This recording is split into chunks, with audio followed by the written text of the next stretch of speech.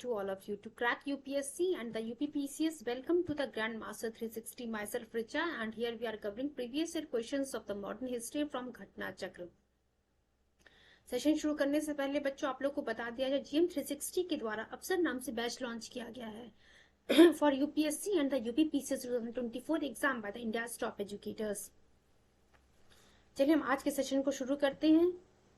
एक बार हम देख लेते हैं कि कल के सेशन में हम लोगों ने क्या कंप्लीट किया था. बच्चों ध्यान रखिएगा, कल के सेशन में हम लोगों ने मुस्लिम लीग के बारे में पढ़ा था. देन लखनऊ सेशन में जो है क्या क्या बातें हुई थी उसके प्रीवियस क्वेश्चंस को सॉल्व किया था. चलिए आज हम शुरू करते हैं. आज हम कंप्लीट करेंगे होम रूल लीग मूवमेंट से जुड़े हुए प्रीवियस क्वेश्चंस. एंड 15 मिनट की जो हमारी सीरीज होगी वहां पे जो है जिस्ट के फॉर्म में इसी होम रूल लीग मूवमेंट के बारे में हम पढ़ेंगे. चलिए शुरू करते हैं हम अपनी क्वेश्चन आंसर सीरीज को. और आप लोगों से रिक्वेस्ट है, कोशिश कीजिएगा सभी क्वेश्चंस के जो है सही जवाब देने की.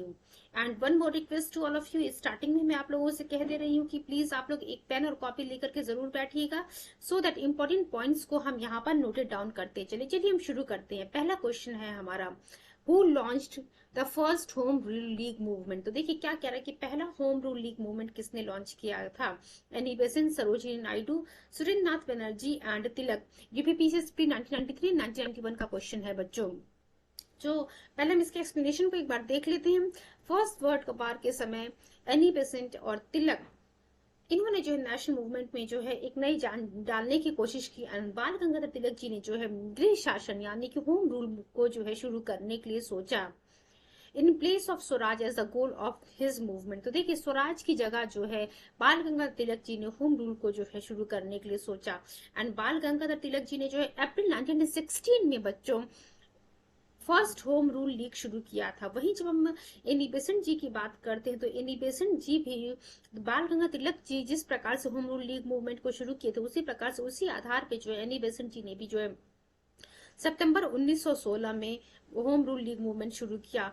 तिलक जी ने जो होम रूल लीग शुरू किया था वो अप्रैल 1916 में और उसका हेडक्वार्टर क्या था बच्चों, पूना. ध्यान रखिएगा, इससे पूछता है कि तिलक जी के द्वारा शुरू किया गया होम रूल लीग का हेडक्वार्टर कहाँ था, तो पूना था बच्चों. वहीं जब हम बात करते हैं एनी बेसेंट जी के द्वारा शुरू किए गए होम रूल लीग का हेडक्वार्टर आडयार था नियर मद्रास. तो चलिए हमारा क्वेश्चन था who launch the first home rule league movement. तो किसने लॉन्च किया था बच्चों first home rule league movement? बाल गंगाधर तिलक जी के द्वारा शुरू किया गया था. और सेकंड जो है आप कह सकते हैं उसके बाद जो है सितंबर 1916 में होम रूल लीग मूवमेंट किसके द्वारा शुरू किया गया था? एनी बेसेंट जी के द्वारा शुरू किया गया था. चलो hope so each and every point is clear to all of you. Next point की तरफ हम मूव करते हैं बच्चों.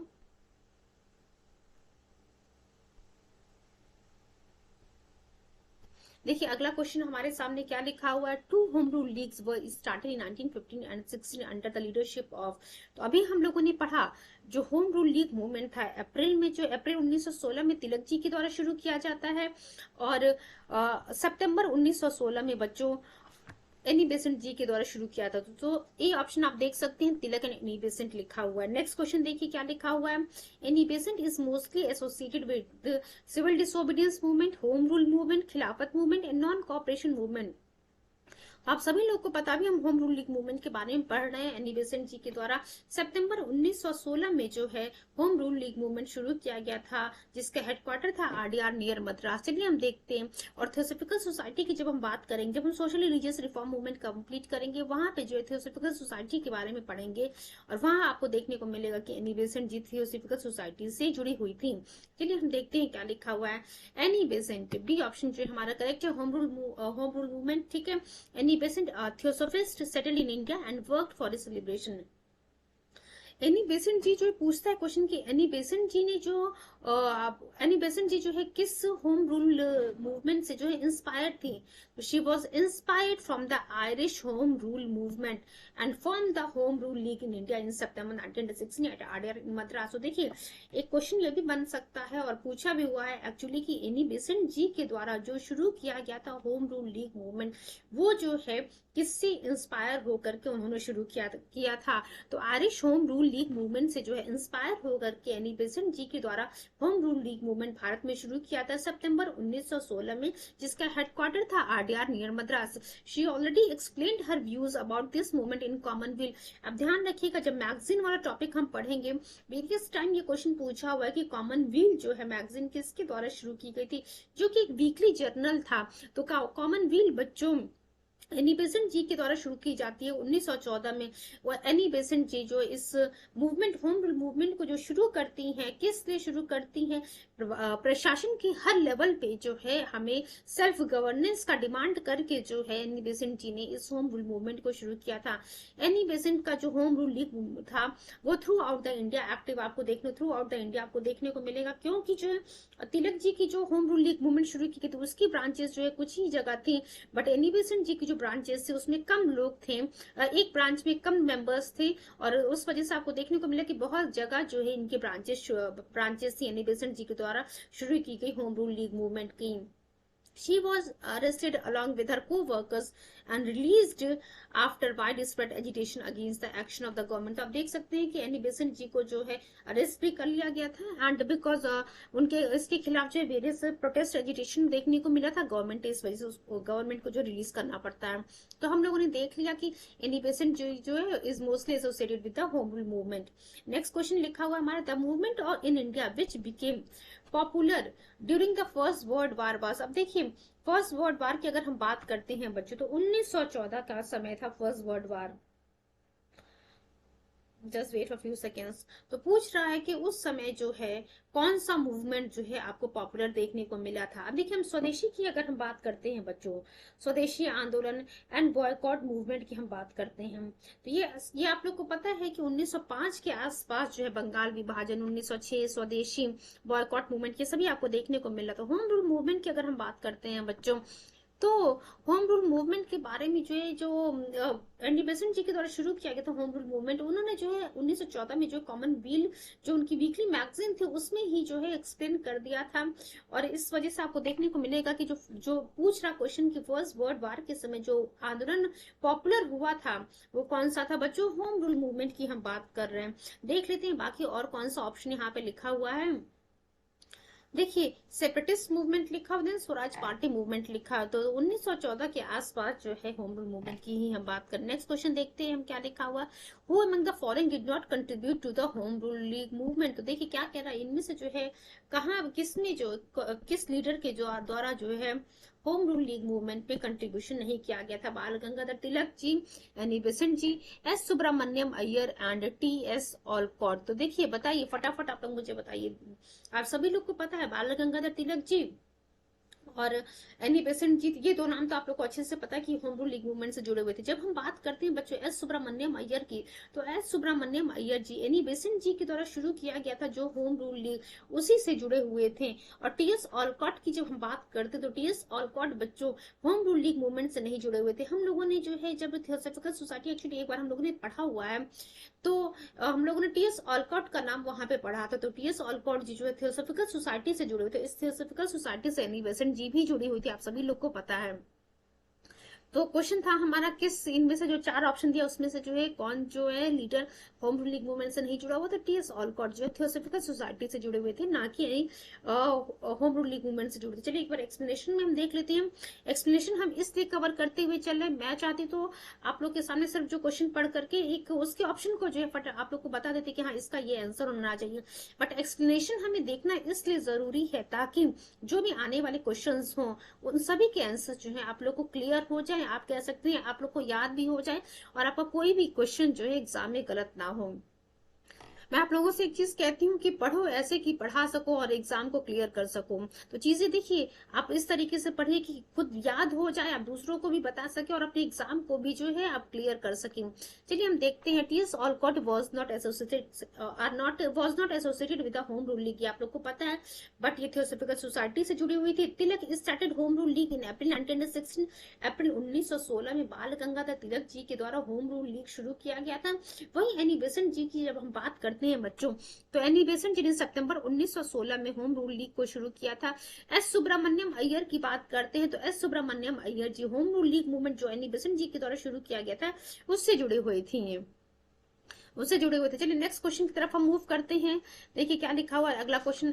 अब एक्सप्लेनेशन देखना क्यों जरूरी था, ये जो अगला क्वेश्चन देखने को मिला वहां पे क्या लिखा हुआ है, इनमें से कौन जो है होम रूल मूवमेंट से नहीं जुड़ा हुआ है। C R Das, S Subramaniam Iyer, Annie Besant Tilak. तो देखिए अभी हम लोगों ने एस सुब्रमण्यम अय्यर जी के बारे में पढ़ा है जो कि एनी बेसेंट जी के द्वारा शुरू किए गए होम रूल लीग मूवमेंट से जुड़े हुए थे।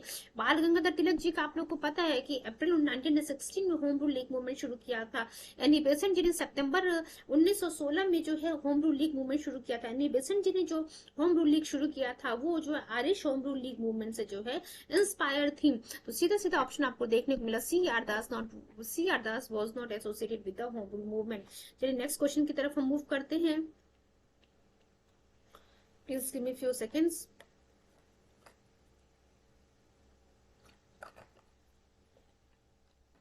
In which conference? Just wait for a few seconds.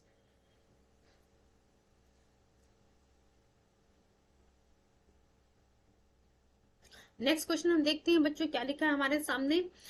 In which conference could the home rule supporters demonstrated their political power successfully. तो देखिए क्या कह रहा है कि किस कॉन्फ्रेंस में जो है होम रूल लीग के जो सपोर्टर थे उन्होंने जो है this demonstrated their political power successfully. तो ए लिखा हुआ है लखनऊ कॉन्फ्रेंस ऑफ कांग्रेस, लखनऊ अधिवेशन की बात करें 1916। बी लिखा हुआ है all India trade union conference जिसे हम एटेक भी कहते हैं, held at Bombay 1920। First UP farmer association held in 1918। And D लिखा हो बच्चों ज्वाइंट एटेक एंड एनटीयू सभा एट नागपुर 1938। तो लखनऊ अधिवेशन की हम बात करें, लखनऊ अधिवेशन लखनऊ सेशन ऑफ कांग्रेस जो कि दिसंबर 1916 में होता है, presented the home rule leagues with the long awaited opportunity for demonstrating their strength। तिलक का जो होम रूल लीग था established a tradition to which Congress was pinned for many years। चलिए मूव करते हैं नेक्स्ट क्वेश्चन की तरफ हम। Home rule league movement was symbol of starting a new phase of freedom movement in India because. अब क्यों जो है होम रूल लीग मूवमेंट जो शुरू किया गया था वो उसने जो आप कह सकते हैं जो हमारा आंदोलन चल रहा था देश को आजाद कराने को उसमें एक नई जान डाल देता है, एक नया फेज जो है शुरू होता है फ्रीडम मूवमेंट का। तो चार ऑप्शन आपके सामने, आपको बताना है कि चारों में कौन सा सही है। ए लिखा हुआ it put a perfect project for the self government before the nation. तो हम लोगों ने देखा था कि ये जो होम रूल लीग मूवमेंट शुरू किया गया था कहीं ना कहीं उसका एक डिमांड ये भी था कि एडमिनिस्ट्रेशन के हर लेवल पे बच्चों हमें सेल्फ गवर्नमेंट चाहिए। तो दूसरा पॉइंट देखिए क्या लिखा हुआ है यहाँ पे, leadership of the movement came in the hand of Gandhi ji. क्या गांधी जी के हाथों में था इस होम रूल लीग मूवमेंट का लीडरशिप? आप सभी लोग को पता है Tilak and Annie Besant ji के हाथों में था। तीसरा सी लिखा हुआ है बच्चों Hindus and Muslim started struggle jointly. क्या ऐसा हुआ था? चौथा लिखा it is establish a coordination between the extremist and moderate. देखिए जो डी पॉइंट लिखा वो हम लोगों ने बच्चों लखनऊ सेशन 1916 में देखा था कि एक्सट्रीमिस्ट लीडर जो है रीजॉइन कर लेते हैं मॉडरेट्स को, आप कह सकते हैं रीयूनियन हो जाता है। और लखनऊ सेशन में एक पॉइंट और हम लोगों ने पढ़ा था कि इंडियन नेशनल कांग्रेस और मुस्लिम लीग के बीच में भी जो एक पैक्ट साइन होता है जहां पे आईएनसी के द्वारा जो है मुस्लिम लीग की जो डिमांड थी सेपरेट इलेक्टेड उसको एक्सेप्ट कर लिया जाता है, इनडायरेक्टली उसको एक्सेप्ट कर लिया जाता है। चलिए इसके एक्सप्लेनेशन को हम देख लेते हैं। आप सभी लोग को पता है सेल्फ गवर्नमेंट जो है जब लिखा हुआ it put a perfect project for the self government before the nation. Finally इसके एक्सप्लेनेशन को देखते हैं। It is true that home rule movement was a symbol of starting a new phase of freedom movement in India. ये अभी हम लोगों ने देखा ये क्वेश्चन में ही स्टेटमेंट था। क्यों क्यों ऐसा हो रहा? क्योंकि जो है इसने एक परफेक्ट पिक्चर जो है देश के सामने रखा सेल्फ गवर्नेंस का। हर एडमिनिस्ट्रेशन प्रशासन के हर लेवल पे जो है हमें सेल्फ गवर्नेंस चाहिए। The object of this home rule league was to attain the home rule गृह शासन की हम बात कर रहे हैं, जनता के द्वारा भारत के लोगों के द्वारा जो है राज किया जाएगा। सेल्फ गवर्नेंस की हम बात कर रहे हैं within the British Empire by all constitutional means and to educate and organize public opinion in the country towards the attainment of the same। अब देखिए यहाँ पे जो एक पॉइंट लिखा हुआ है कि होम रूल और self government within British empire, ये चीज मैं आप लोग को बताना चाहूंगी कि जब लखनऊ अधिवेशन की हम लोग बात कर रहे थे लखनऊ सेशन 1916 जहां पे एक्सट्रीमिस्ट जो है रीयूनाइट होते हैं मॉडरेट के साथ, तो वहां पे बाल गंगाधर तिलक जी ने एक चीज कहा था कि ठीक है अब मॉडरेट्स की जो कुछ बातें हैं उनको हम एक्सेप्ट करेंगे। और देखिए बाल गंगाधर तिलक जी हमेशा जो सेल्फ गवर्नमेंट की जो बात कर रहे थे तो उन्होंने कहा ठीक है हम सेल्फ गवर्नमेंट की बात करेंगे और वो सेल्फ गवर्नमेंट जो है ब्रिटिश एम्पायर के अंडर में रहेगा। ये जो within the British empire की हम बात कर रहे हैं, ये एक्चुअली टर्म जो है बेसिकली मॉडर्न लीडर्स के द्वारा ही यूज किया जाता था कि ब्रिटिश एम्पायर के अंडर में जो है हम सेल्फ गवर्नेंस ऑब्टेन करेंगे। तो तिलक जी ने जो है इस बात को एक्सेप्ट कर लिया by all the constitutional means and to educate and organize public opinion in the country towards the attainment of the same। चलिए मूव करते हैं नेक्स्ट पॉइंट की तरफ। both Tilak and Besant toured all over the country and carried out the message of the home rule among the masses। तो चलिए देखिए ये जो पॉइंट लिखा है मे भी जो है यूपीएससी के क्वेश्चन में जो है पॉइंट स्टेटमेंट फॉर्म में आपके सामने रख देगी। तिलक और एनी बेसेंट क्या पूरे भारत का भ्रमण करते हैं इस होम रूल लीग मूवमेंट के जो है मैसेज को जो है संदेश को पहुंचाने के लिए। तो हाँ ये जो है इसका टूर करते पूरे भारत का टूर करते हैं। Kisli carried out the message of the home rule league movement among the masses। thus home rule movement became a powerful movement during the first world war। देखिए अभी हम लोगों ने थोड़ी देर पहले क्वेश्चन देखा था कि वो कौन सा आंदोलन था जो प्रथम विश्व युद्ध के समय जो है पावर जो है आप कह सकते हैं हाईलाइटेड होता है, सामने आता है। तो होम रूल मूवमेंट की हम बात कर रहे थे। The movement aimed at self-government to be granted to India within the British dominance during the war। It was within the constitutional limits। देखिए हर चीज constitutional limit की जो है आप लोग को पता है कि जब हम मॉडरेट के बारे में हम लोगों ने पढ़ा था तो मॉडरेट का जो मानना था ये प्रेयर पटिशन की बात करते थे, कॉन्स्टिट्यूशनल मीन्स से जो है ब्रिटिश गवर्नमेंट से जो है अपनी बातों को मनवाना चाहते थे। तो कहीं ना कहीं यहाँ पे देखने को मिल रहा कि एक्सट्रीमिस्ट लीडर्स ने जो है मॉडरेट लीडर्स की जो है बातों को माना है। नेक्स्ट क्वेश्चन की तरफ हम मूव करते हैं। चलिए देखते हैं। आई थिंक इस क्वेश्चन को जो है कमीशन के द्वारा हटा दिया गया है। Just wait a few second.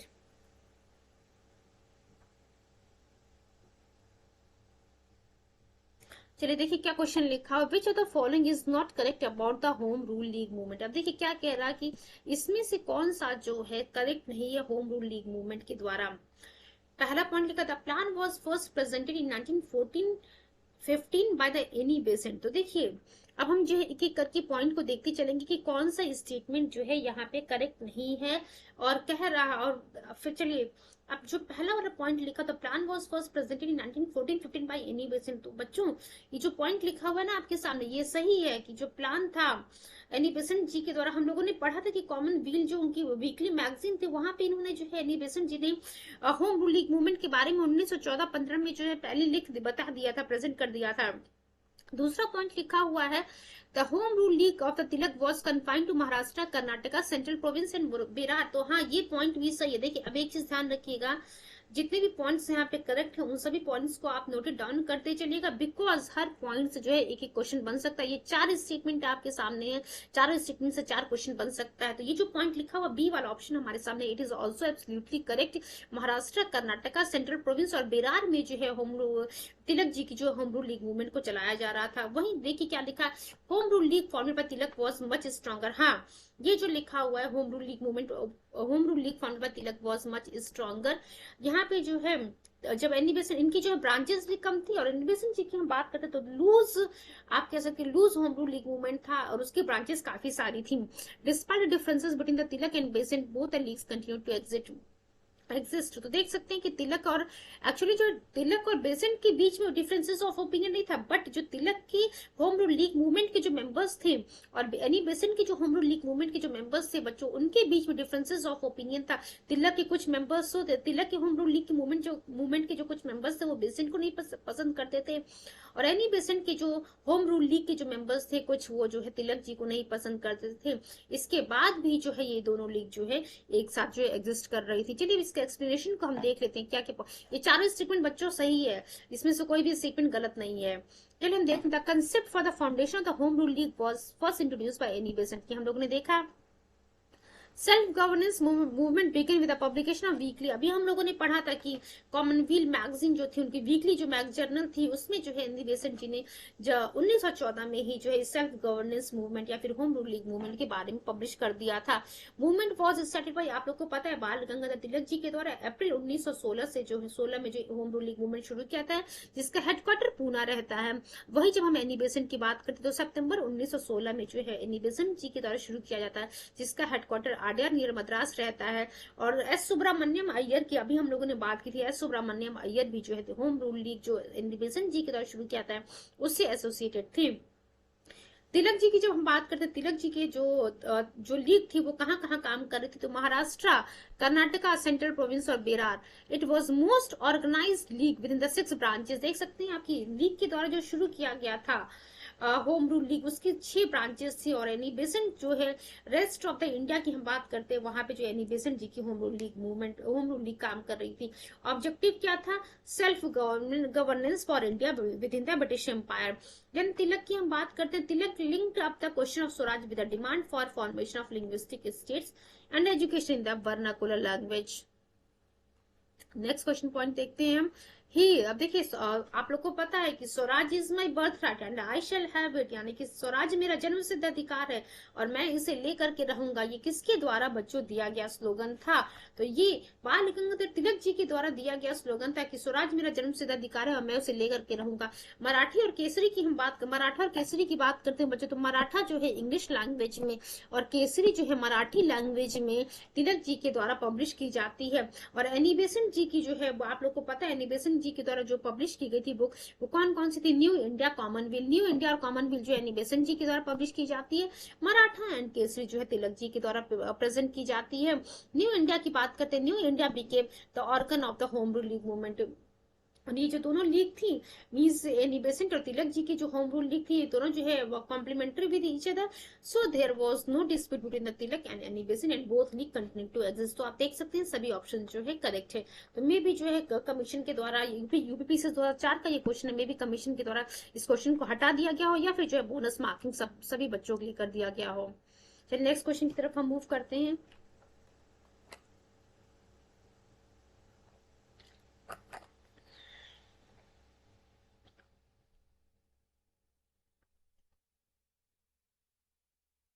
Who among the following was not? Just wait a few seconds.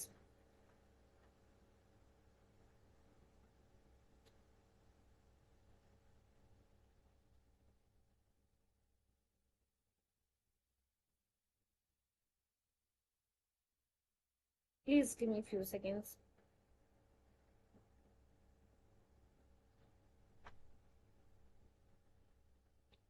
चलिए मूव करते हैं नेक्स्ट क्वेश्चन की तरफ। Who among the following was a proponent of the feminism as a movement? तो देखिए ये important है, इसको याद कर लीजिएगा, एक लाइन है, इसको नोट डाउन करते चलिएगा आप लोग।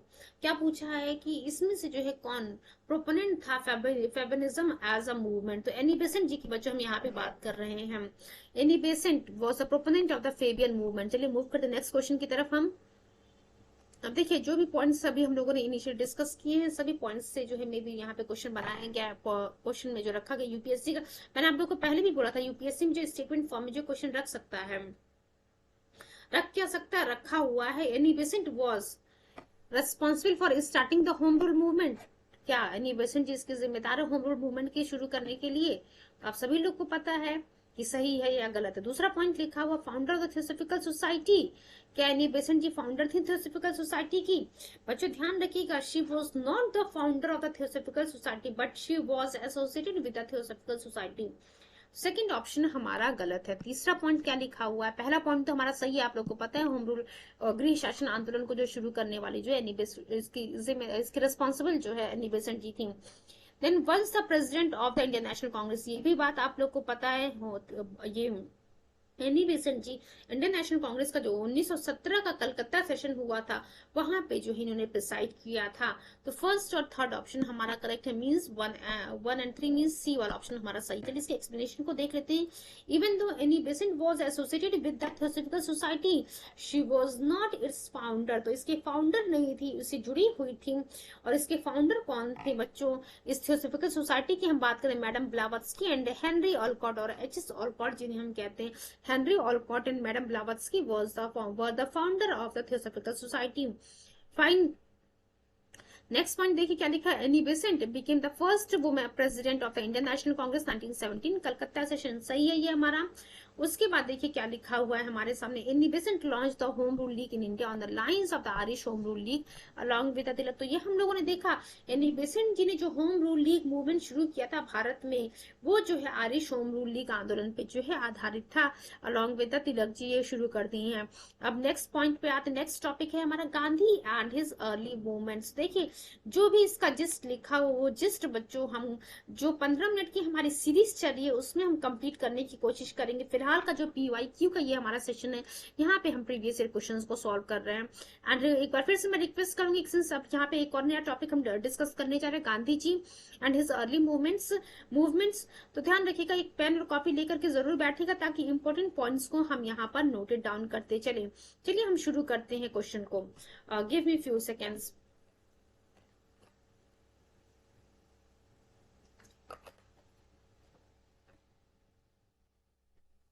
हम देखिए बच्चों क्या लिखा, Karamchand Gandhi was Diwan of Porbandar, Rajkot, Bikaner and all of this. तो देखिए करमचंद गांधी जी की अगर हम बात करते हैं तो करमचंद गांधी जी ये जो है महात्मा गांधी जी के पिताजी थे, जिन्हें हम काबा गांधी के नाम से भी जानते हैं। तो ये जो आपके सामने ऑप्शन लिखा हुआ ना, पोरबंदर, राजकोट, बीकानेर, ये सभी जगह के जो है दीवान थे करमचंद गांधी जी।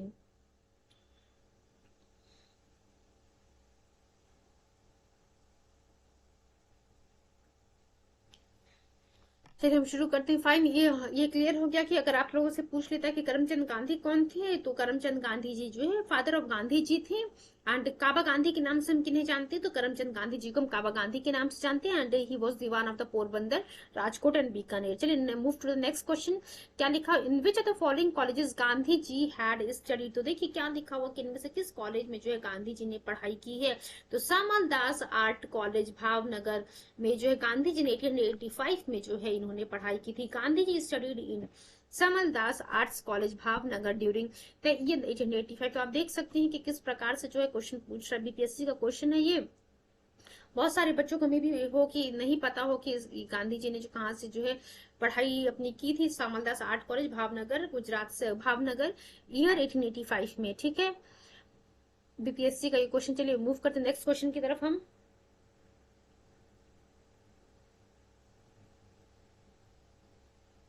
क्या लिखा, which of the following international events influence the course of national movement in India before the advent of the Mahatma Gandhi. तो देखिए क्या कह रहा है कि यहाँ पे जो 4 इवेंट लिखे हुए, इंटरनेशनल इवेंट लिखे हुए, किसने जो है नेशनल, जो भारत में जो है नेशनल मूवमेंट शुरू हुआ, किसने जो उसको इन्फ्लुएंस किया था गांधी जी के अराइवल से पहले।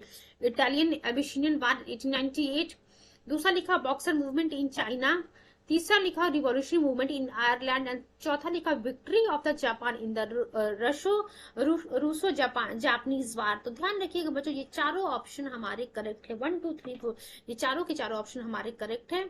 चलिए इसके एक्सप्लेनेशन को हम देख लेते हैं एक बार।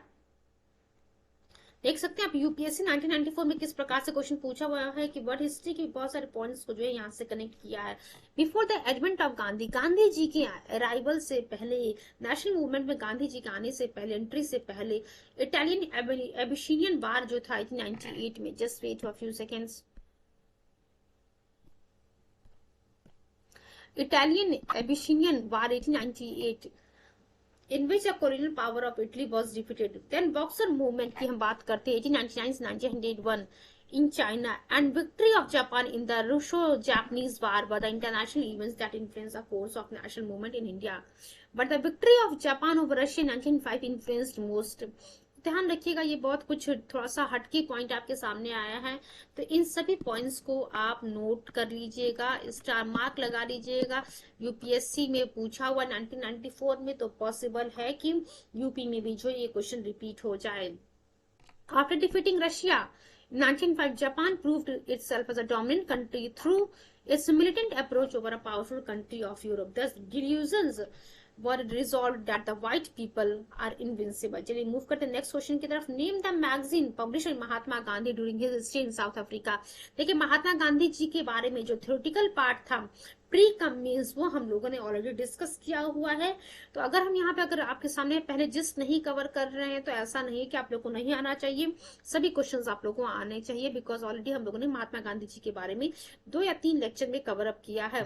तो क्वेश्चन देखते हैं हम। Name the magazine publish by Mahatma Gandhi during his stay in South Africa was Navjeevan, India Gazette, Africaner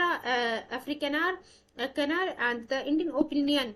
UPPCS pre 2002 का ये क्वेश्चन है। तो देखिए बच्चों, इंडियन ओपिनियन की हम बात करें, गांधी जी जब नदल इंडियन कांग्रेस की स्थापना करते हैं साउथ अफ्रीका में 1894 में, and during this long movement south Africa में जो है इन्हें कई बार जेल जाना पड़ता है। इन्होंने टॉलस्टॉय फॉर्म की स्थापना की थी। देखिए पूछता है कि टॉलस्टॉय फॉर्म की स्थापना किसने की थी, तो गांधी जी के द्वारा बच्चों टॉलस्टॉय फॉर्म की स्थापना की जाती है। इन द सेम वे जो है उसी प्रकार से एक और क्वेश्चन पूछता है कि नटल इंडियन कांग्रेस की स्थापना गांधी जी के द्वारा कहाँ पे की जाती है और कब की जाती है, तो साउथ अफ्रीका में 1894 में की जाती है बच्चों।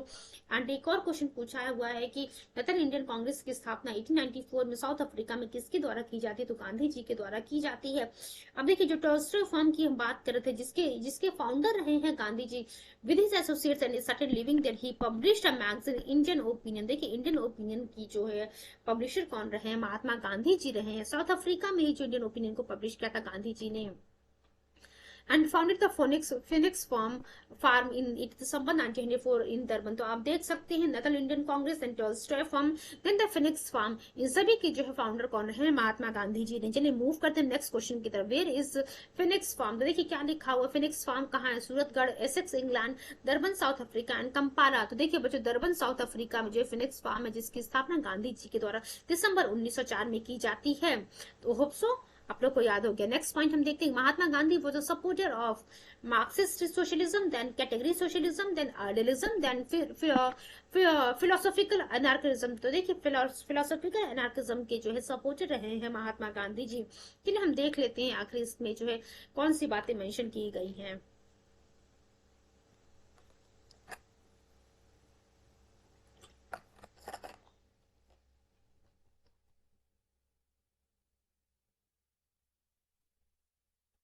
महात्मा Gandhi was a supporter of the philosophical anarchism. इसको जो है आप इंपॉर्टेंट पॉइंट करके नोट डाउन कर लीजिएगा। In Gandhi thought the emphasis is not an idealism but a practical idealism. देखिए प्रैक्टिकलिटी पे जो है जीते थे कि प्रैक्टिकल आइडियलिज्म पे जो है जीते थे। Gandhi thought has also been linked to the utopian socialism and philosophical anarchism. ध्यान रखिएगा philosophical anarchism and utopian socialism, इन दोनों से भी जो है गांधी जी की जो थॉट्स थी, जो आइडियाज थी, वो लिंक हो रही थी and can be compared with stands of Marxist through though not as a western philosophy and even western liberal thought. He believed that in concept of ideal non violent. एक चीज आप लोग को पता है, गांधी जी जो नॉन वॉलेंस की बात करते थे, ट्रुथ की बात करते थे, सत्य और अहिंसा की बेसिकली बात करते थे। ही believed that in the concept of the ideal non-voluntarily every citizen would have the feeling of self-governance in this stage. There would be no need for the state to comply with the law of the land. चलिए move करते next question की तरफ। हम actually देखिए जो कुछ इस type के थोड़ा सा टिपिकल क्वेश्चन है, आर की जब हम बात करेंगे या फिर लोअर सबऑर्डिनेट की बात करेंगे तो यहाँ पे जो है ये क्वेश्चन पूछ लेता है वो गांधी जी की जो थॉट्स के बारे में। देन नेक्स्ट क्वेश्चन में the two principles of the Mahatma Gandhi Ram Rajya व देखिए सत्य और अहिंसा, ये आप सभी लोग को पता है। गांधी जी जिस राम राज्य की बात कर रहे थे उनका राम राज्य जो है सत्य और अहिंसा पे बच्चों जुड़ा हुआ था। तो देखिए क्वेश्चन में twin principles of Mahatma Gandhi Ram Rajya व truth and non violence. UPPCS pre 1993 का ये क्वेश्चन है। नेक्स्ट पॉइंट देखते हैं, इसके एक्सप्लेनेशन को देख लेते हैं। Truth and non violence are twin principles of Mahatma Gandhi Ram Rajya. He used truth and non-violence as the base to develop a new society of his dream। आप सभी लोग को पता है, ध्यान रखिएगा, ज्यादा हमें यहाँ नहीं पढ़ना है। सत्य और अहिंसा के आधार पे ही जो गांधी जी की जिस राम राज्य की बात करते थे वो जो सत्य और अहिंसा पे आधारित होना चाहिए था। Mahatma Gandhi is inspired by Hindu religion and non violence from the Buddha, Jain and Christian ideology. तो आप देख सकते हैं कि सम पीपल बिलीव दैट की जो ट्रुथ पॉलिसी थी महात्मा गांधी जी की वो जो है हिंदू धर्म से जो है ये गांधी जी इंस्पायर्ड थे। वहीं जब हम अहिंसा की बात करते हैं, आप लोग को पता है बुद्ध और जैन धर्म जो अहिंसा की बात की जाती है, नॉन वॉलेंस आप कह सकते हैं कि नॉन वॉलेंस का जो कंसेप्ट था गांधी जी ने जो अपनाया था वो बुद्ध, जैन और क्रिश्चियन आइडियोलॉजी से अपनाया था। देन नेक्स्ट क्वेश्चन देखिए क्या लिखा हुआ है। According to Gandhi ji non violence is a way to attain truth. क्या नॉन वॉलेंस जो है बच्चों लिखा हुआ है सत्य को पाने का जो है एक रास्ता था। लिखा हुआ way to win political freedom, C लिखा the only way to realise God, एंटी लिखा हुआ है and end it in its. तो अहिंसा आप लोग को पता है सत्य और अहिंसा, तो ए ऑप्शन फटाक से आप टिक करेंगे, a way to attain the truth. चलिए एक्सप्लेनेशन देखते हैं। According to Gandhi's philosophy truth stand for reality. इनका जो माना था truth as existence consciousness and bliss Sat Chit Anand.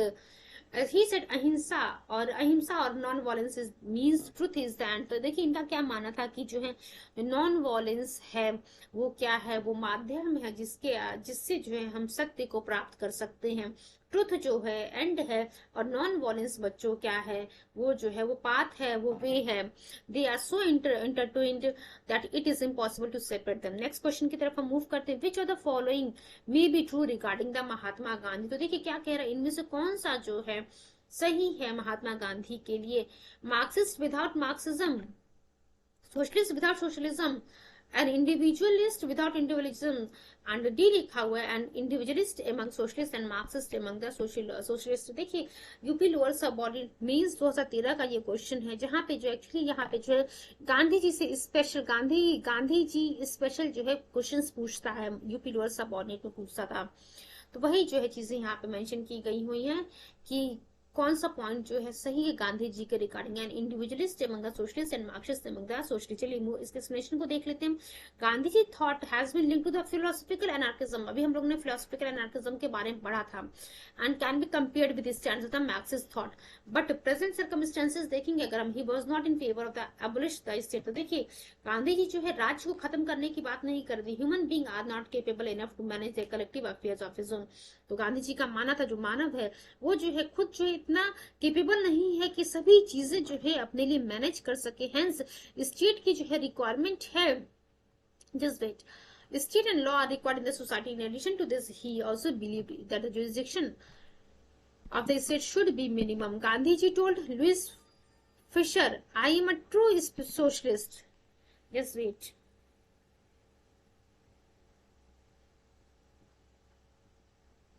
Gandhi ji told Louis Fischer, I am a true socialist, the meaning of my socialism is Sarvodaya. देखिए तो गांधी जी जो जिस आप कह सकते हैं सोशलिज्म की बात कर रहे थे, इनकी सोशलिज्म का मतलब था सर्वोदय, यानी कि सबका उदय करना। There's a great similarity between Gandhi and Marx. The final aim of both of them was to establish a stateless and a classless society. देखिए गांधी जी का जो आप कह सकते हैं मार्क्स और गांधी जी के बीच में यही सिमिलरिटी थी कि दोनों का जो एट द एंड आपको एम देखने को मिलेगा कि क्लासलेस सोसाइटी और स्टेटलेस सोसाइटी की बात कर रहे थे, बट जो अचीव करने का तरीका था वो डिफरेंट था। गांधी जी जो है नॉन वॉयलेंस की बात करते थे और मार्क्स जो है बच्चों वॉयलेंट की बात करता था। नेक्स्ट क्वेश्चन की तरफ हम मूव करते हैं। Which on the following was the last step in the Gandhi strategy of satyagraha. तो देखिए क्या कह रहे हैं कि गांधी जी ने जो सत्याग्रह की बात की थी उसमें जो है आखिरी रास्ता कौन सा अपनाना था, उस सत्याग्रह को अपनाने इस सत्याग्रह के। तो बच्चों स्ट्राइक की हम बात कर रहे थे, प्रोटेस्ट की बात करते थे। Strike was the last step in Gandhi strategy of the Satyagraha while fasting was the first step. देखिए तो जो फास्ट जो रखते थे गांधी जी, फास्ट एंड टू डेथ वाला आप लोगों ने सुना होगा, जो फास्टिंग था बच्चों वो पहला स्टेप था गांधी जी के द्वारा। सत्याग्रह जब गांधी जी ने शुरू किया उस सत्याग्रह में जो पहला स्टेप था, पहला कदम वो फास्टिंग था, और लास्ट कदम की अगर हम बात करते लास्ट स्टेप जो है सत्याग्रह था, सॉरी स्ट्राइक था। He termed fasting as a fire arrow. देखिए एक क्वेश्चन पूछ सकता है किसके द्वारा जो फास्टिंग को जो है फायर एरो के रूप में जो है कहा जा रहा था, तो गांधी जी के द्वारा कहा जाता। चलिए नेक्स्ट क्वेश्चन की तरफ हम मूव करते हैं।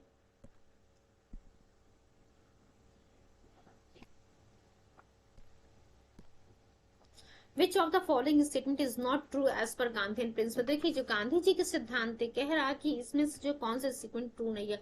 The aim of Satyagraha is to defeat the enemy. क्या देखिए क्या कह रहा है कि दुश्मनों को जो है हराना, क्या सत्याग्रही का ये एम होना चाहिए। दूसरा पॉइंट लिखा था वेपन ऑफ सत्याग्रह इज अहिंसा। के जो सत्याग्रह चलाना चाहते थे गांधी जी, जो चला रहे थे उसके जो है हथियार जो है अहिंसा को अपनाएगा। तो हाँ, तो अहिंसा और सत्य जहां लिखा रहेगा वो पॉइंट ध्यान रखिएगा, वो सही होगा। दूसरा पॉइंट लिखा हुआ है satyagrahi should be firm in his belief. तो जो भी बिलीफ है उसमें जो है वो रिजिड होना चाहिए सत्याग्रही को।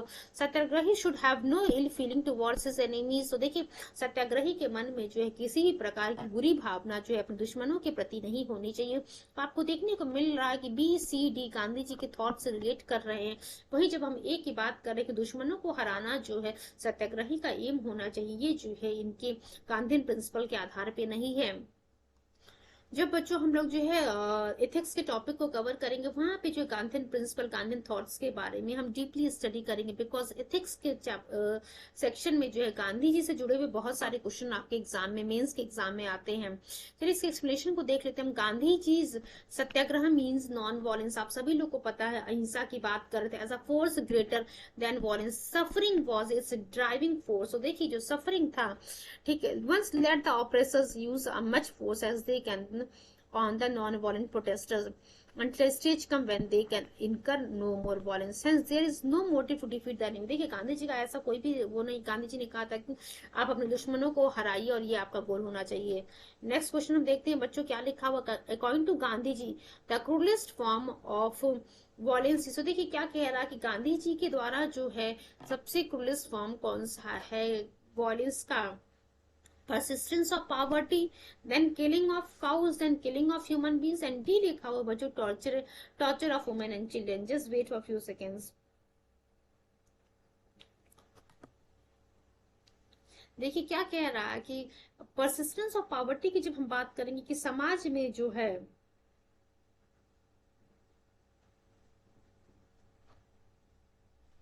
जो समाज में जो आप कह सकते हैं जो गरीबी जो है, आप कह सकते हैं उसने जो जड़ बना लिया है, क्रूरता का जो है, आप कह सकते हैं वॉयलेंस का, जो हिंसा का सबसे क्रूर फॉर्म जो है यही है। तो persistence of poverty is the cruellest form of violence according to the Gandhi ji. तो ए ऑप्शन हमारा करेक्ट है। आप देख सकते हैं कि यूपी लोअर सब ऑडिट में जो है गांधी जी से जुड़े जो गांधी जी के थॉट्स थे, जो सिद्धांत थे, उस पे जो वेरियस क्वेश्चंस पूछे हुए हैं। नेक्स्ट क्वेश्चन हम देखते हैं, what idea is given by Gandhi ji for family planning. तो फैमिली प्लानिंग के लिए गांधी जी ने जो है सेल्फ कंट्रोल की बात की थी, सेल्फ कंट्रोल का आइडिया दिया था। Gandhi ji told self control as the best mean for the family planning.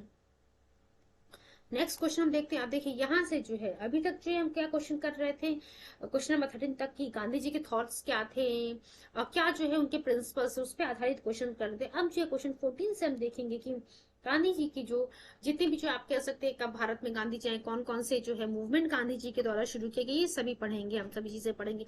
In which year Gandhi return from South Africa, 1915, B लिखा हुआ 1917, सी लिखा 1916 एंड डी लिखा हुआ 1918। तो 1915 में जो है गांधी जी, जनवरी 1915 में गांधी जी साउथ अफ्रीका से जो है भारत वापस आते हैं। The struggles and success in South Africa made him popular India. तो जो स्ट्रगल गांधी जी ने साउथ अफ्रीका में शुरू किया था, जो उन्होंने जो है सक्सेस पाया था साउथ अफ्रीका में उस स्ट्रगल के समय, उन कारणों से जो गांधी जी भारत में भी जो है बहुत पॉपुलर हो जाते हैं। और गांधी जी जब भारत आते हैं गोपाल कृष्ण गोखले के कांटेक्ट में आते हैं और गोपाल कृष्ण गोखले जी को अपना पॉलिटिकल गुरु के रूप में जो है गांधी जी एक्सेप्ट करते हैं। He linked himself to the India's active politics under the influence of the Gopal Krishna Gokhale.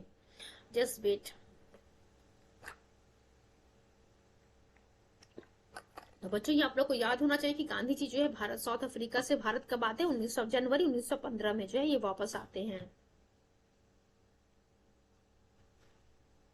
चलिए मूव करते हैं नेक्स्ट क्वेश्चन की तरफ बच्चों। How many years did Gandhi ji live in South Africa. तो देखिए बच्चों 21 सालों तक गांधी जी जो है साउथ अफ्रीका में रहते हैं। 1893 जब 1893 में जो है गांधी जी 24 साल की उम्र में साउथ अफ्रीका चले जाते हैं। देखिए क्या लिखा है 1893, the age of 24 at the age of 24 he went to South Africa to appear in case of Gandhi ji, in case of the Gujarati merchant Dada Abdullah। he returned to India in January 1915। तो देख सकते हैं कि 1893 में जो है 24 साल की उम्र में गांधी जी साउथ अफ्रीका जाते हैं। किस लिए जाते हैं? गुजराती मर्चेंट दादा अब्दुल्ला का केस लड़ने के लिए। और जनवरी 1915 में जो है गांधी जी वापस आते हैं। अभी जो हम लोगों ने 14 नंबर वाला क्वेश्चन किया था वहां पे क्वेश्चन पूछा था कि गांधी जी साउथ अफ्रीका से वापस कब आते, तो जनवरी 1915 में आते हैं बच्चों। नेक्स्ट क्वेश्चन क्या लिखा, in which of the following railway station of the South Africa Mahatma Gandhi was thrown out the train. देखिए बहुत ही इंपॉर्टेंट है, वेरियस टाइम पूछा हुआ है, बहुत जगह ये क्वेश्चन पूछा हुआ है कि किस रेलवे स्टेशन से जो है गांधी जी को जो है साउथ अफ्रीका के किस रेलवे स्टेशन से गांधी जी को ट्रेन से बाहर फेंक दिया था। तो देखिए पीटर मैरिट्सबर्ग से जो है गांधी जी को ट्रेन से जो है बाहर फेंक दिया था। चलिए एक्सप्लेनेशन देखते हैं। बी ऑप्शन हमारा करेक्ट था। Gandhi ji arrived in Durban South Africa 1893। ठीक है।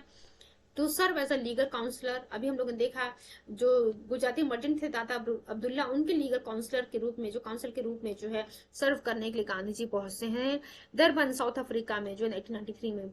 इन June he was asked by Dada Abdulla to undertake a trip to Pretoria in Transvaal, a journey which first took Gandhi to Pietermaritzburg. देखिए Pietermaritzburg. Next इसका point हम देखते हैं। There Gandhi was seated in the first class compartment since he had purchase a first class ticket. आप देख सकते हैं गांधी जी ने फर्स्ट क्लास टिकट परचेज किया था और फर्स्ट क्लास कंपार्टमेंट में ये बैठे थे। यूरोपियन जैसे ही आते हैं उस कंपार्टमेंट में, hastened to summon railway officials who ordered Gandhi to shift himself to the van compartment since coolies and non-whites were apparently not permitted in the first class apartment। तो आप देख सकते हैं कि उस समय की बात है जब साउथ अफ्रीका में जो है फर्स्ट क्लास कंपार्टमेंट में जो है यूरोपियंस के द्वारा जो है पुलिस और नॉन वाइट्स को जो है एंट्री करना जो है एंट्री पे उन्होंने बैन लगा दिया था यूरोपियंस ने। Gandhi protested and produced his ticket but was warned that he would be forcibly remove if he did not make a gracious exit. Gandhi refuse to comply with. देखिए गांधी जी जो है बाहर जाने से मना कर देते हैं एंड एज अ रिजल्ट आपको देखने को मिलेगा कि उनकी लगेज के साथ जो है गांधी जी को ट्रेन से बाहर फेंक दिया जाता है। He was summarily pushed out of the train and his luggage was tossed out on the platform। चलिए मूव करते नेक्स्ट क्वेश्चन की तरफ। हम उम्मीद कर रही हूँ सभी चीजें आप लोग को जो है याद हो जा रही होंगी। पढ़ो ऐसे कि पढ़ा सको और एग्जाम को क्लियर कर सको। चलिए नेक्स्ट पॉइंट हम देखते हैं। नेक्स्ट क्वेश्चन 2019 का जो यूपीएससी का क्वेश्चन है ये। With reference to the British colonial rule in India consider the following statement. Gandhi ji was instrumental in the abolition of the system of the indentured labor। Next point लिखा हुआ है in Lord Chelmsford war conference Mahatma Gandhi did not support the resolution on recruiting Indians for the world war. तीसरा point क्या लिखा, देखिए यहाँ पूछ रहा कि कौन सा स्टेटमेंट जो है करेक्ट है। तीसरा पॉइंट लिखा consequent upon the breaking of the salt law. ये आप लोग को पता है, हम सिविल डिसोबीडियंस मूवमेंट की बात करें bye Indian people, the Indian National Congress was declared illegal by the colonial rulers. तो कौन कौन सा स्टेटमेंट पूछ रहा है इसमें करेक्ट है, तो एक बार देख लीजिए फिर से आप लोग स्टेटमेंट। तो पहला और तीसरा स्टेटमेंट बच्चों यहाँ पे करेक्ट है। फिर इसके एक्सप्लेनेशन को हम देखते हैं। Statement 1, during the early 1900 Gandhi was instrumental in getting the indentured labor system abolished in the British Empire। C.F. Andrews contributed in the abolition campaign। दूसरा पॉइंट लिखा हुआ गांधी सपोर्टेड द रिजोल्यूशन। क्या पॉइंट था कि in Lord Chelmsford war conference Mahatma Gandhi did not support the resolution on recruiting the Indians for the war. नहीं बच्चों, गांधी जी ने जो सपोर्ट किया था on recruiting Indians for the world war जो resolution पास हो रहा था। तीसरा पॉइंट लिखा हुआ है it consequent upon the breaking of salt law by Indian people. Indian National Congress को जो है एक्चुअली ब्रिटिश गवर्नमेंट के द्वारा जो इलीगल कॉलोनी रूल के द्वारा जो इलीगल डिक्लेयर कर दिया गया था। चलिए नेक्स्ट पॉइंट की तरफ हम मूव करते हैं। क्वेश्चन हमारा अगला क्या लिखा हुआ, which one the following sessions of the Indian National Congress was for the first time attended by the Mahatma Gandhi. तो ये क्या लिखा कि इसमें से किस सेशन में जो है गांधी जी सबसे पहली बार जो है जाते हैं। तो बच्चों यहाँ कलकत्ता अधिवेशन 1901 की हम बात करें जिसको महात्मा गांधी जी के द्वारा पहली बार अटेंड किया गया था। अब आप देख सकते हैं UPPCS mains 2003 and special mains 2004 का ये क्वेश्चन है। चलिए इस एक्सप्लेनेशन को देखते हैं। Mahatma Gandhi attended the Calcutta session of the Indian National Congress 1901 for the first time. तो 1901 में कलकत्ता अधिवेशन, ये ध्यान रखिएगा। चलिए ये तो आपको पता चल गया कि 1901 का जो अधिवेशन हुआ था उसको अटेंड किया था। तो या फिर जो है आपके सामने पूछ लेगा कि 1901 का जो इंडियन नेशनल कांग्रेस का अधिवेशन हुआ था वो कहाँ हुआ था, तो कलकत्ता अधिवेशन हुआ था, कलकत्ता में हुआ था। इंडियन नेशनल कांग्रेस का 1901 का फर्स्ट 1901 में जो कलकत्ता अधिवेशन हुआ था उसको महात्मा गांधी जी ने पहली बार अटेंड किया था। During this session his resolution about south Africa was pass. This session was presided over by the sir दीन शाह इदुलजी वाचा। तो दीन शाह वाचा जी के द्वारा इस कलकत्ता अधिवेशन 1901 को जो प्रिसाइड किया जा रहा था। It is noteworthy that during his stay in South Africa Gandhi ji came to India in 1901 establish his law office in Bombay. देखिए इस समय जो गांधी जी जो ये 1901 की हम बात करते हैं, इसमें गांधी जी जो है एक्चुअली में साउथ अफ्रीका में ही रह रहे थे। 1901 में ये भारत में आते हैं और उस समय जो है भारत में कुछ दिनों के लिए आते हैं और वहां पे जो है उसी समय जो बॉम्बे में अपनी लॉ ऑफिस को ये खोल देते हैं। नेक्स्ट क्वेश्चन देखते हैं क्या लिखा है। साबरमती आश्रम established by Mahatma Gandhi during India's independence movement is located on the outskirts of. तो देखिए क्या लिखा है, इस सिविल डिसोबीडियंस मूवमेंट हम लोगों ने कवर किया था। सिविल डिसोबीडियंस मूवमेंट में इन सभी पॉइंट्स को हम लोगों ने डिस्कस किया हुआ है। तो लिखा हुआ है कि साबरमती आश्रम जो महात्मा गांधी जी के द्वारा इंडियन इंडिपेंडेंस मूवमेंट के समय शुरू किया गया था, ये किसके ऑडिशन में कहाँ पे जो है लोकेटेड है? तो बच्चों साबरमती आश्रम अहमदाबाद में है, ध्यान रखिएगा अभी आप लोग अहमदाबाद में है। चलिए इसके एक्सप्लेनेशन को हम देखते हैं। गांधी जी सत्याग्रह आश्रम was established at the Kochrab bungalow in of the Jivan Lal Desai, barrister and friend of the Gandhi. उस समय जो है आश्रम वॉज कॉल्ड सत्याग्रह आश्रम। गांधी जी ने जो अपना सत्याग्रह आश्रम शुरू किया था वो कहाँ ओरिजिनली जो कहाँ स्टैब्लिश किया गया था? Kochra bungalow of the Jivan Lal Desai, ध्यान रखिएगा, जो कि एक बैरिस्टर थे, फ्रेंड थे गांधी जी के। उस समय इस आश्रम को जो है, जो ये साबरमती आश्रम है ना, उसको पहले हम सत्याग्रह आश्रम के नाम से जान रहे थे। But Gandhi ji wanted to carry out various activities such as farming and animal husbandry in addition to pursuits which required a much larger area of the usable land. तो देखिए आपकी जून 1917 की हम बात करेंगे, आश्रम को जो है रीलोकेट किया जाता है to an area of the 36 acres on the banks of the river Sabarmati, Sabarmati नदी के किनारे अहमदाबाद में। बाद में आगे चल करके इसी सत्याग्रह आश्रम को जब साबरमती आश्रम के नाम से जाने लगे।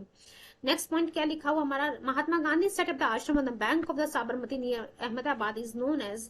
देखिए साबरमती आश्रम तो इसे हम बाद में जानने लगे, इसे हम पहले जो सत्याग्रह आश्रम के नाम से जान रहे थे। नेक्स्ट क्वेश्चन देखते हैं क्या लिखा हुआ है। Which on the following ashram related to the Mahatma Gandhi is the oldest? तो साबरमती, फिनिक्स, वर्धा एंड सदाकत, इनमें से कौन सा आश्रम जो महात्मा गांधी से जो जुड़ा हुआ सबसे पुराना है बच्चों? तो हम फिनिक्स की बात कर रहे हैं बच्चों, Phoenix. Gandhi purchase some land near Phoenix station and establish the Phoenix settlement in mid 1994. It was reopened on 27th of Feb 2000. It was the first ashram established by the Gandhi ji. Just wait for a few seconds.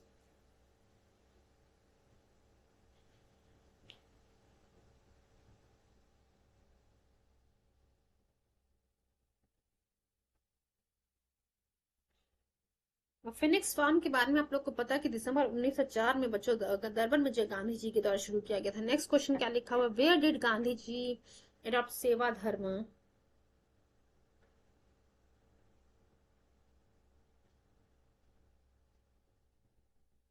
कहाँ पे गांधी जी ने जो सेवा धर्म को जो है अपनाया था? तो बच्चों साउथ अफ्रीका की हम बात कर रहे हैं। साउथ अफ्रीका में गांधी जी के द्वारा जो है सेवा धर्म को अपनाया गया था। सी ऑप्शन हमारा करेक्ट है। During his stay in South Africa, Mahatma Gandhi rendered his services as an attendant to the helpless poor patients in the charity hospitals of Rustam ji. He gave his voluntary services as a compounder. He also served there the wounded soldiers of the Boer war. तो हम लोगों ने देख रहे हैं south Africa में। चलिए next question की तरफ हम मूव करते हुए। Among the following was a political group of Mahatma Gandhi. यहाँ सोचने समझने की जरूरत नहीं, गोपाल कृष्ण गोखले का नाम टिक कर दीजिएगा आप लोग। फिर नेक्स्ट क्वेश्चन की तरफ हम देखते हैं। As for Mahatma Gandhi politics means, Mahatma Gandhi के अकॉर्डिंग जो पॉलिटिक्स का मतलब क्या है? जनता के कल्याण के लिए जो भी हम एक्टिविटी कर रहे हैं, that is the politics according to the Gandhi ji. Explanation देख लेते हैं। For Gandhi politics mean welfare and public welfare, social welfare and public welfare. देखिए सामाजिक कल्याण, जनता का सामाजिक कल्याण और जनता का कल्याण जो है ये पॉलिटिकल मीन था गांधी जी अकॉर्डिंग। जो मोस्ट इंपॉर्टेंट सजेशन था about politics from Gandhi ji was decentralisation power. Decentralisation of power की बात करते हैं। From him decentralisation mean to encourage a village panchayat and control there local administration. अब ये क्वेश्चन अलग से पूछ लेगा कि गांधी जी के द्वारा जो डिसेंट्रलाइजेशन की हम बात कर रहे थे, डिसेंट्रलाइजेशन ऑफ पावर, उसका मतलब क्या था? जो लोकल लोअर लेवल पे जो भी चीजें हैं उनको जो है पावरफुल बनाना, मीन्स विलेज पंचायत की हम बात कर रहे थे, लोकल एडमिनिस्ट्रेशन की बात कर रहे थे, उनको इनकरेज करना। For him the decentralisation mean to encourage the village panchayat and control their local administration. Next question देखते हैं। Which of the following is not a feature of politics of the Gandhian model? Ethics, religion, humanity and authority। तो देखिए क्या दिखा, इनमें से कौन सा जो है फीचर जो है पॉलिटिक्स का नहीं है गांधीयन मॉडल के अकॉर्डिंग? तो ऑथोरिटी की बात है। देखिए एथिक्स, रिलीजन और ह्यूमनिटी है।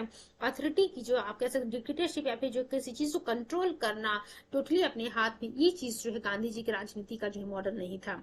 एक्सप्लेनेशन देख लेते हैं। Paradigm of the Politics presented by the Gandhiji is a combination of three elements: morality, religion and humanity. देखिए morality, religion and humanity जो है, ये तीन चीजें जो हैं, तीन एलिमेंट से गांधी जी जो जिस पॉलिटिक्स की बात करते हैं. But in Gandhian political model there is no place for the authority. He wanted to establish a stateless society. Next question की तरफ हम देखते हैं. दो चार क्वेश्चन और कंप्लीट करेंगे और यहीं पे जो आज के सेशन को हम बाइंड अप करेंगे.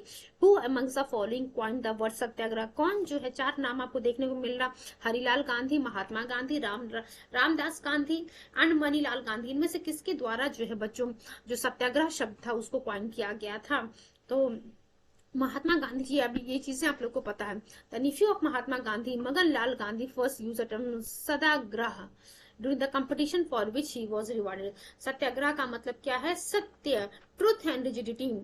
Later on, Gandhi improved the word as a satyagraha. Hence, it is clear that the word satyagraha was used firstly by the Gandhiji. Next question हम देख लेते हैं क्या लिखा हुआ है. During the India's struggle for independence, which was the first to start the Gandhi सत्याग्रह. तो चार नाम दिया हुआ: Sardar Patel, Jawaharlal Nehru, then Vinoba Patel, Vinoba Bhave and D लिया हुआ बच्चों महात्मा गांधी. चारों में से जो किसके द्वारा सबसे पहले सत्याग्रह शब्द को इस्तेमाल किया गया था इंडियन फ्रीडम स्ट्रगल के समय? तो महात्मा गांधी जी की हम बात कर रहे हैं. Satyagraha is a term comprising two word, सत्य और जिसे हम ट्रुथ कहते हैं, और आग्रह मतलब आग्रह और insistence. Here in its loose English interpretation, satyagraha means insistence on truth, सत्य के लिए आग्रह करना. The Champaran satyagraha 1917 was a Mahatma Gandhi first successful satyagraha. तो अभी आने वाले समय में अभी हम क्वेश्चन देखने को मिलेगा कि वो कौन सा सत्याग्रह था 1917 में पहली बार जो कि गांधी जी के द्वारा शुरू किया गया था. चंपारण सत्याग्रह की हम बात कर रहे हैं. नेक्स्ट क्वेश्चन हम देख लेते हैं क्या लिखा हुआ. Mohandas Karamchand Gandhi is best known for which of the following? Use of passive resistance to achieve Indian independence. B लिखा desire to establish an Islamic nation. C लिखा हुआ है opposition to Hindu holding political office. And D लिखा हुआ encouragement of violence to end the British rule. तो देखिए बच्चों, use of passive resistance to achieve the Indian independence, इसी के लिए महात्मा गांधी जी जो है जाना जाते थे. Struggle done by Gandhi in South Africa was termed as inactive resistance, but later Gandhi chose the word satyagraha in place of the inactive resistance. Satyagraha was the term which was started most during the freedom struggle. Next point हम देखते हैं. थोड़ा सा और कुछ बातें हैं इस क्वेश्चन से जुड़े, उसको हम कवर अप कर लेते हैं. But Gandhi differentiated between Satyagraha and inactive resistance. इनके अकॉर्डिंग जो है इनएक्टिव रेजिस्टेंस का मतलब क्या है? Political tool. इनएक्टिव रेजिस्टेंस एक पॉलिटिकल टूल है. वहीं जब सत्याग्रह की हम बात करते हैं तो मोरल पावर है. He differentiated inactive resistance and satyagraha by comparing it with the north and south pole. एक लास्ट क्वेश्चन आज हम कर लेते हैं. देखिए क्या लिखा हुआ. Who among the following had told destruction is the best method of dealing with the foreign growth. देखिए क्या कह रहा है कि ये जो स्टेटमेंट दिया हुआ कि फॉरेन ग्रोथ का जो डिस्ट्रक्शन कर रहे हैं, ये जो सबसे अच्छा मेथड तरीका है फॉरेन ग्रोथ को डील करने के लिए. तो महात्मा गांधी जी की हम बात करें, बिकॉज स्वदेशी की बात करते थे गांधी जी.